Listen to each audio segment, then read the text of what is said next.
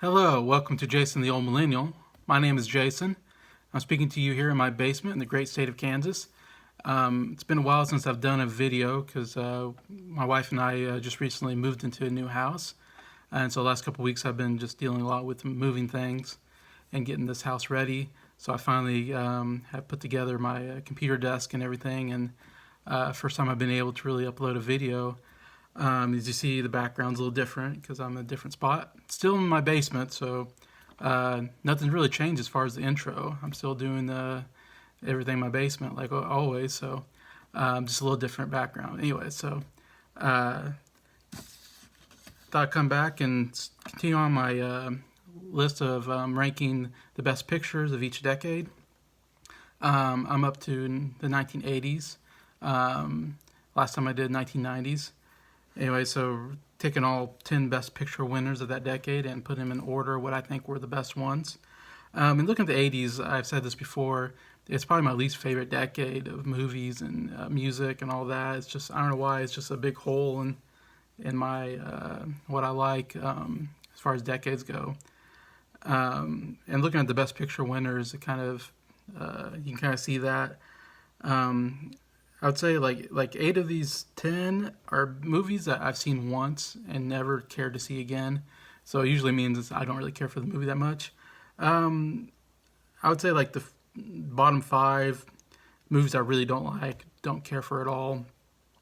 I would say number 5, 4, and 3 are like it's an okay movie. Not anything I would like I said want to go see again probably. But there's some good stuff in those movies. And then my top 2 are pretty good movies that I've seen multiple times. I quite enjoy. So just saying, you'll hear a lot of negativity probably in this video. So I'll go with number 10. It was a movie called Out of Africa. Won Best Picture in 1985. If you probably haven't heard this movie, I wouldn't be surprised. It's just one that nobody talks about ever. And if you were to name this, which one of these won Best Picture, you probably wouldn't guess Out of Africa. It's not one I don't think anybody's ever heard of. It stars Meryl Streep and Robert Redford, directed by Sidney Pollack, where Meryl Streep is her and her husband from, I think they said they're Danish or something. They're in Kenya, Africa. The husband's doing some kind of job, and so the wife is kind of by herself and trying to get attributed to African culture and all that. And she meets Robert Redford, who plays like a pilot of some sort, who delivers things anyways. And of course they end up having like a love affair because her husband's gone all the time.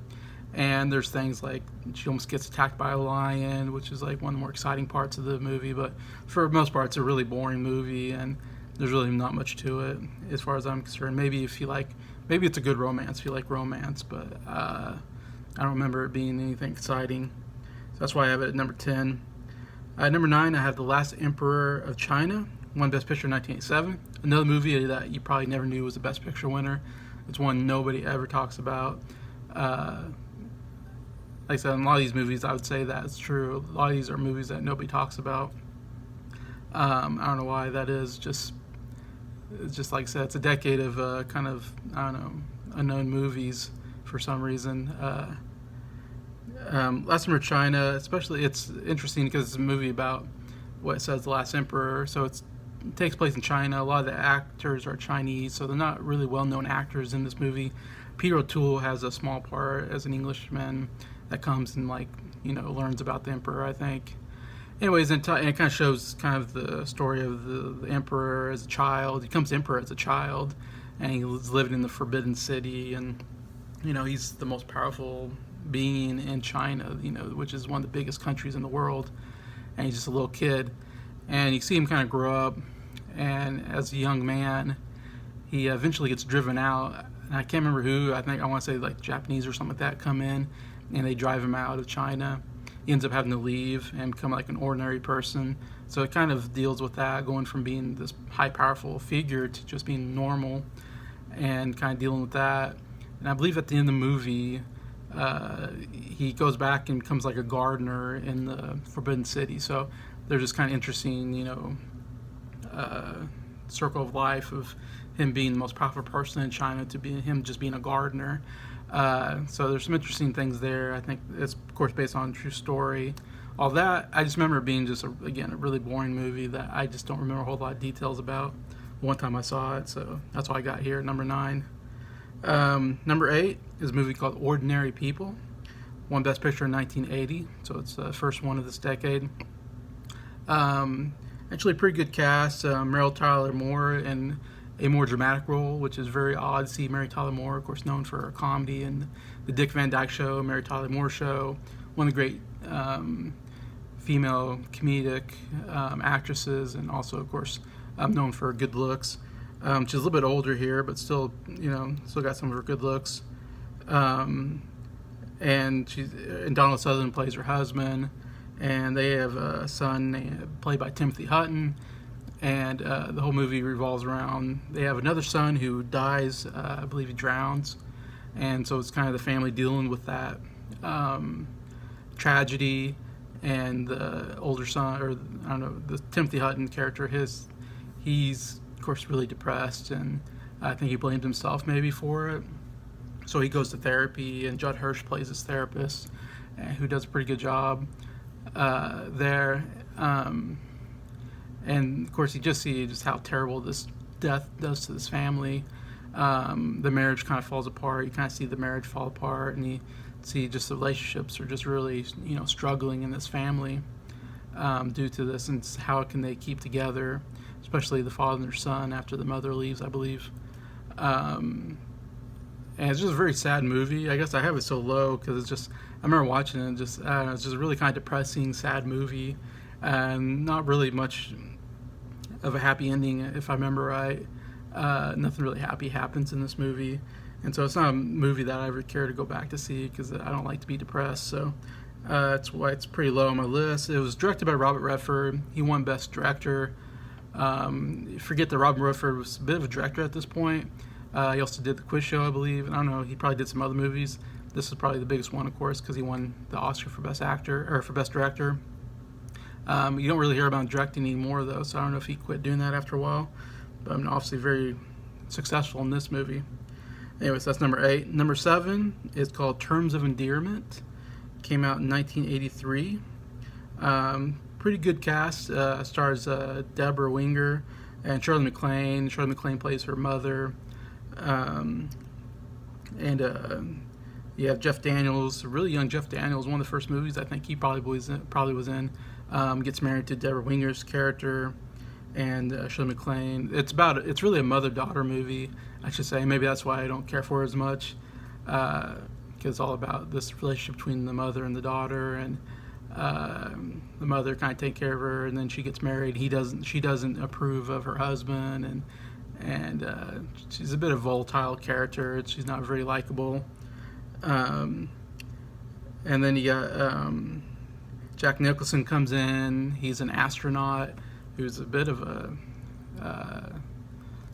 what do you call it, womanizer, a drunk womanizer that's next door. That then Shirley MacLaine starts a relationship with for some reason. And then you got John Lithgow comes in, has a small part in it. So it's, I think, Danny DeVito comes in also. So there's actually some really good not good performances necessarily, but really good actors, good casting here. Directed by James L. Brooks, also known for another Jack Nicholson movie, Something's Good, As Good as It Gets. I know is another one of his big movies. Known for comedy, really. This movie it's very over dramatic at times. Of course, Deborah Winger's character. I'm spoiling these movies, I'm afraid, because if you don't know, the big point of this movie is Deborah Winger's character gets cancer, and she dies at the end, and so it's very sad. And the mother's trying to take care of her through this, and her relationship with her husband is falling apart. I think he's having affairs on her. She's having an affair with John Lithgow's character on him. So their marriage is falling apart. Of course, she's dying, and kind of dealing, the mother kind of being there for her, and the strength of that relationship between the daughter and the mother. Not really happy ending, I would say, at all. And I would say a lot of the characters I just really hated. Like the Shirley MacLaine character I hated. She was really not very likable. Jack Nicholson comes in. He's a really terrible person. Didn't really care for him at all. Yeah, so it's just a movie I just did not like at all. But again, and Shirley MacLaine, this was a point where, she was a really famous actress who hadn't won the Oscar yet. And so I think this was a movie where like they finally gave her an Oscar for Best Actress. I don't know if it was that great a performance, but she was definitely one of the great actresses of like I want to say the 60s and 70s era. And so this was a good movie to give her something, I think, as she's gotten older. Anyway, so that's number 7. Number 6 is a movie called Platoon. Came out in 1986, starring Charlie Sheen. As Willem Dafoe and Tom Berenger are kind of two of the main sergeants in the movie. Platoon, of course, dealing with the Vietnam War. Directed by Oliver Stone. Oliver Stone directed a lot of, JFK, and a lot of movies are controversial. Born on the 4th of July, because he seems to be very liberal-minded, very anti-American minded. I feel like very anti-war minded because he was in Vietnam, so his war movies that he does are definitely very anti-war. And he tends to not tell the truth all the time, I feel like.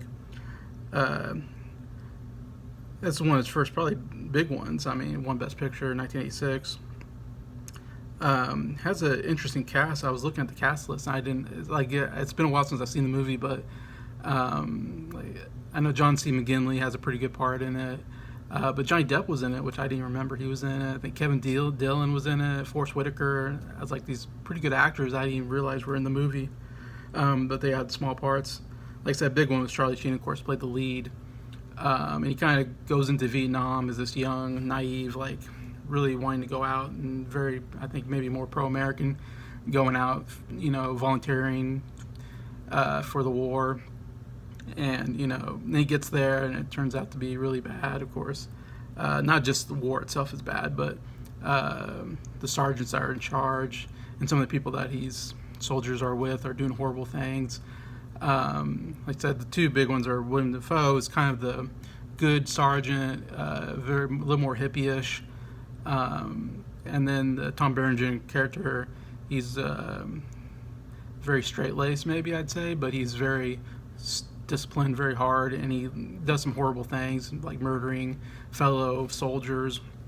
Anyway, so you kind of see Charlie Sheen kind of in between these two personalities, and they're kind of everybody's divided between these two sergeants because they have opposite personalities. And he's kind of seen the war through that, through these two people, and of course he's to find out Tom Berenger is a terrible person, and definitely deserves bad things that happen to after what he does. And a lot of what I don't like about this movie, like I said, it definitely puts American soldiers in a really bad light.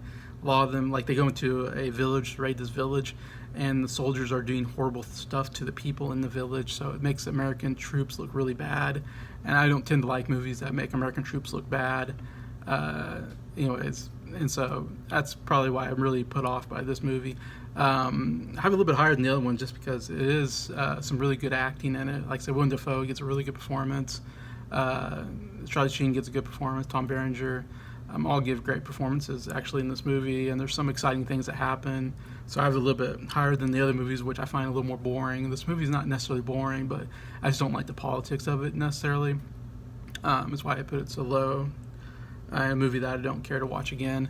What I find interesting looking at Charlie Sheen, like he's like 20 years old or something like that. He's like in his early 20s, and here he is starring in Platoon, Best Picture winner. And I think the very next year he stars in Wall Street, which is another Best Picture nominee. Anyway, so man, he was really on a upward trajectory at this point in his career so early on. Like, of course, we know what happens to him after that. I mean, obviously he has some success I think more in comedy after these two dramatic movies. And then he's, of course, went off the rails later off, and I don't know what he's doing now, but anyway, so just interesting looking at that. So that's number 6. Number 5, now I'm going to get into movies I think are maybe decent movies. Still not movies I watch again, but movies I thought were, not bad. And that's Driving Miss Daisy at number 5. Won Best Picture in 1989. Starring Morgan Freeman and Jessica Tandy. Probably if you've heard about this movie, what you know about is that it's about a black man who chauffeurs this old white woman. And of course, that's Morgan Freeman is the chauffeur, and Jessica Tandy plays the old lady that he chauffeurs around.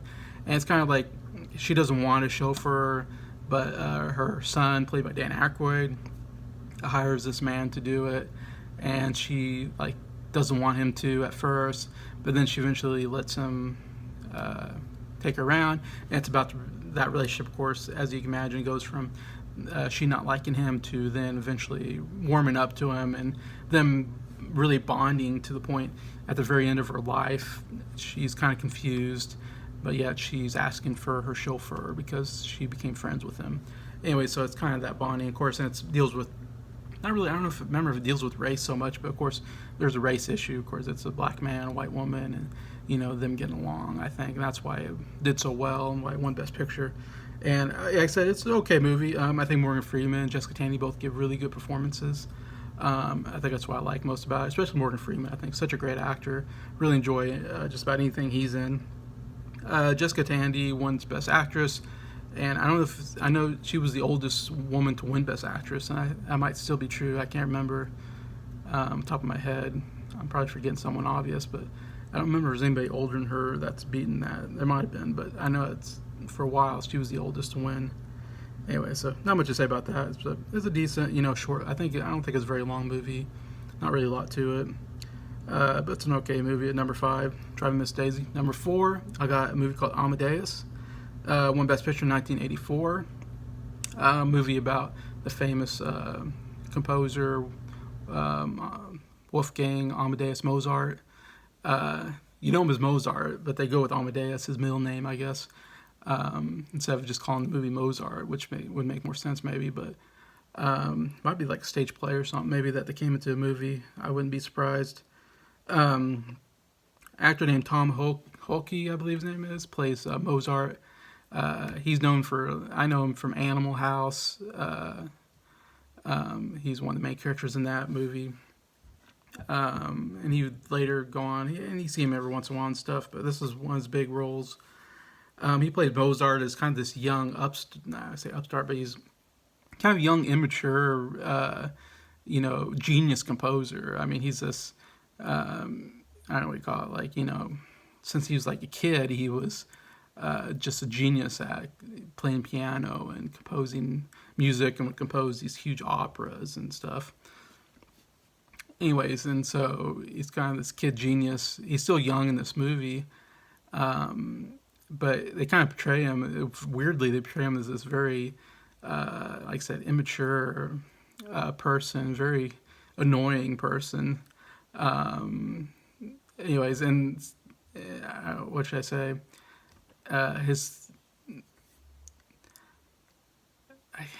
think he probably is womanizing a little bit, if I remember right, or maybe drinking, but he does things that you wouldn't think of, someone that's like a Mozart. You would think him more straight-laced, but it kind of portrays him. I don't know how he was in real life, so I haven't done any research on him, so I don't know if this is totally off. It could be portray him as he has like this really annoying high-pitched laugh, and he's just joking around all the time, like I said, drinking, partying. I guess I should say he just parties all the time, it seems like. Anyways, and so then you have F. Murray Abraham, who plays Salary or something, I forget. He plays this, he's like the king. It takes place, I can't remember exactly where it takes place, but I know Abraham's character is like he's like the king's teacher. He teaches the king to play piano, and he's like the country composer. Like he composes a lot of the music for the royalty, So he's very high up there, anyways, I should say. And then Mozart comes along, and he's also very religious. I'm not gonna say the right name, but that character that Abraham plays, he's very religious, and he contributes, him being religious to God giving him this gift to be a good composer. And So he figures that Mozart, who's even a better composer than him at a younger age, must be very religious, devout, a very good person. And so when he meets Mozart and sees that he's the opposite of what he imagined, he starts kind of questioning, why is God giving this guy a gift that he doesn't deserve because he's, not acting in a godly manner. And so he kind of learns to kind of hates Mozart and kind of being very jealous of him and his success. So it kind of deals with that, which is, I think, is why I put it up here. I think it's kind of a weird movie. It's a little long, a little boring at parts, but I do find the core plot very interesting. That's why I put it up a little bit higher than the other movies. And the performance is really good. F. Murray Abraham wins Best Actor. It was directed by Milos Forman, who also directed One Flew Over the Cuckoo Nest. He wins Best Director for this. And if you don't know, it kind of ends with Salieri, whatever, murdering Mozart. He poisons him. And there's this famous scene, a really good scene, where Mozart's like dying. He's poisoned, he's like dying. But he starts telling Salieri this, composure, he starts telling him notes to write down. Like he's thinking, like he's such a genius that he's coming up with this, music composed, I don't know, I'm not saying it right, but, this music that he's, thinking up in his head, and he's telling Salieri to write down because he can't write down because he's dying of poison or whatever. And so the guy that's murdering him is writing down his genius music at the same time. So it's a very interesting scene, most famous scene from the movie anyways. So that's why I have it up there, number 4. Number 3, I have Gandhi, won Best Picture in 1982. Of course, Ben Kingsley playing the main character.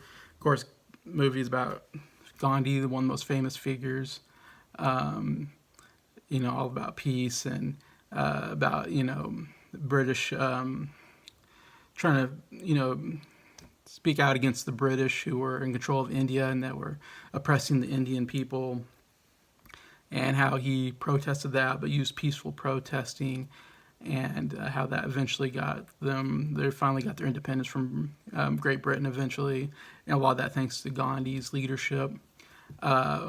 Anyways, what can you say? I mean, it's a very epic movie. I said it's a decent movie. I've seen it like one time. It's really long. It's like a 3-hour movie.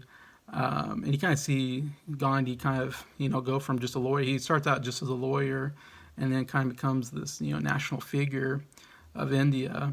And Ben Kingsley just totally transforms himself.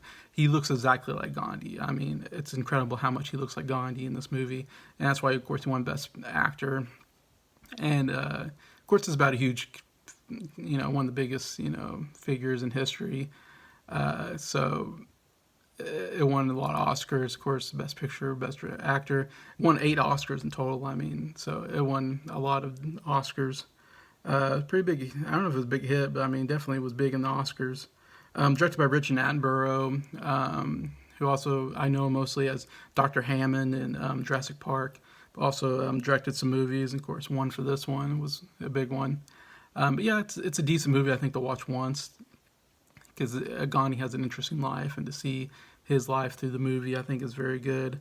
Like I said, it's a little much for me to try to rewatch it again because of how long it is, but still a decent movie. At number 3, I got Gandhi. So at number 2, this is when I say this is a movie that I really like. It's called Chariots of Fire, won in 1981. It's not a movie like really well known, I would say. It's not one that gets talked about a lot, but it's more of a smaller movie compared to Gandhi, this epic 3-hour movie. This is a much smaller movie comparatively. Not a lot of big actors. Ben Cross and Ian Charleson play the 2 main characters. Ian Holm also is in the movie and gets nominated for an Oscar for supporting actor. Of course, Ian Holm known for playing Bilbo Baggins in the Lord of the Rings movies. Very good actor. And it kind of this movie kind of goes through 2 British, I believe they're British runners competing in the Olympics. Eric Liddell and we got Harold Abrams, I believe. And kind of follows them as they go to, I think, the 1924 Olympics or something like that, and them trying to be, Olympic runners, and their journeys that they have to go through. Eric Liddell, I especially enjoy his character. He's a devout Christian who's going to be a missionary in real life. Of course, this is a true story. Real life, he becomes a missionary in China, I believe, for the rest of his life. But he was I think he's from Scotland. He was like a Scottish runner, if I remember right. But he was very, very fast. Fastest guy at the time. And anyway, so he goes to the Olympics, and one of the races is on Sunday. But he refuses to run on Sunday because Sunday is, the day you rest. And so, of course, they, try to pressure him to running on Sunday. But he won't. He just won't. Goes against his faith. And so I love that character development that character of not compromising your faith. And even though you're going to get glory for this, I mean, he's going to win the race. Everybody knows he's the fastest runner. But even though he's going to win a gold medal, he's not going to do it if it's going to compromise his belief system. Anyway, so I really love that about the character. He does win a race, though. He does run and win a gold medal race in another race. And that's actually like the last scene in the movie, which I really love, watching him run and talk about how God has given him this gift to run, and when he runs, he feels God's glory anyways. And so it's a this is really great slow motion running, that he does. Harold Abrams' character, Harold Abrams, he's Jewish, and so it deals with anti-Semitism and him kind of getting over that, and also he's trying to beat Eric Liddell, but Eric Liddell doesn't run on Sunday, so he ends up winning the gold medal because Liddell doesn't run. And so it's kind of a bittersweet moment of him winning. His dream was to win, so he won. But afterwards, like, what does he do now? He accomplished everything he wanted, kind of thing. Anyway, so his character's got an interesting story to it. But the most famous part of this movie, of course, if you've ever seen anything, is them running in slow motion on the beach and then playing that. One of the greatest scores of all time, won Oscar. I love the score, the musical score. Dun dun dun dun dun dun dun dun dun dun dun. If you ever heard that, that comes from this movie. And it's such a great sequence of them running in slow motion. But yeah, I think it's a very good movie to check out. Chariots of Fire. So that goes to number one movie of the 1980s that won Best Picture, and that is Rain Man. Came out in 1988. Of course, playing Dustin Hoffman, Tom Cruise play brothers. Tom Cruise doesn't know his father dies. He doesn't know he has a brother. He finds out he has an older brother who's autistic, and he then takes him because he gets all the money from his father. So he kind of kidnaps his brother to try to negotiate, to get some money from it, or try to get try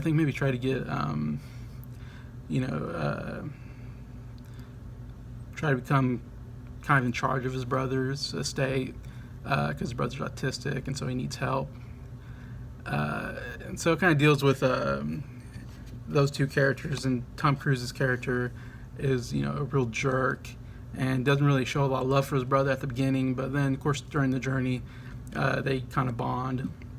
And then he starts remembering that he had a brother when he was younger, but he was really young at the time when they split up, I guess. Anyway, so there's some really good relationship building there, and it gets emotional at the end that he really does love his brother, and there's some really good scenes. Of course, Dustin Hoffman, one of the best performances I've ever seen, playing the autism and freaking out at times when things aren't going right, because someone who's autistic can't deal with change very well, and he does a very good job. And the movie's funny at times. I said very dramatic at times, but very well performed by the two main characters. Directed by Barry Levinson. Excellent movie. I absolutely love this movie, and that's why it's number one on my list. So that's my list of my rankings of the best pictures of the 1980s. So thank you for watching, and thank you for liking my videos, and I appreciate all my subscribers for being there for me, and I look forward to doing some more videos. So just thank you, and have a nice day.